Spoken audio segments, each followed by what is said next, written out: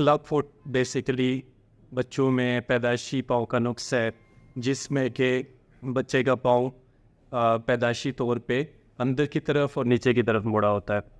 और इसमें बच्चे की बेसिकली बोन्स भी इन्वॉल्व होती हैं, हड्डियाँ इन्वॉल्व होती हैं, बच्चे के पट्टे इन्वॉल्व होते हैं, बच्चे के लिगामेंट्स और टेंडल्स जो कि हड्डियों को पट्टों के साथ और हड्डियों को आपस में जोड़ते हैं। तो ये सारी चीज़ें इसमें इन्वॉल्व होती हैं और ये सारी चीज़ें मिल के एक पाँव की डिफॉर्मिटी बनाती हैं, जिसको कि क्लब फुट कहा जाता है। और क्लब फुट में बच्चे का पाँव पैदाइशी तौर पे अंदर की तरफ और नीचे की तरफ मुड़ा होता है। ये पैदाइशी तौर पे एक पाँव का भी हो सकता है और दोनों पाँव भी इन्वॉल्व हो सकते हैं, दोनों पाँव में का भी पैदाइशी तौर पे क्लब फुट हो सकता है।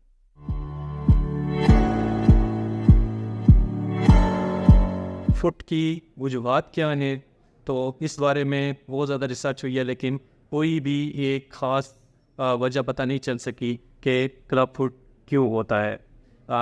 इसमें कोई जेनेटिक्स इन्वॉल्व नहीं है, कोई ख़ानदानी बीमारी ये ट्रांसफ़र नहीं होती। बहुत सारे फैक्टर्स मिल के जब बच्चे की पैदाइश के दौरान या बच्चे के हमल के दौरान जब जिस्म के बाकी हिस्से बन रहे होते हैं, तो जो पाँव के बनने का अमल है, इसमें बहुत सारे फैक्टर्स मिल के इसके हड्डियों को, पट्टों को और टेंडल्स और लिगामेंट को एक ख़ास पोजीशन में डेवलप होते हैं, जिसकी वजह से ये बीमारी ज़ाहिर होती है।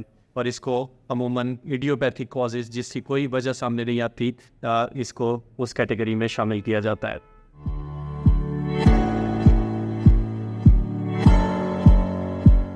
क्लब फुट का इलाज क्या है? तो इनिशियली जैसे ही पैदाइशी तौर पे क्लब फुट को डायग्नोज किया जाता है, जो पेरेंट्स हैं वो देखते हैं कि बच्चे का जो पाँव है वो पैदाइशी तौर पे टेढ़ा है, वो अपनी प्रॉपर उसकी जो लोकेशन है, प्रॉपर जो उसकी साख्त है उस तरह का नहीं है, तो वो डॉक्टर को रुजू करते हैं।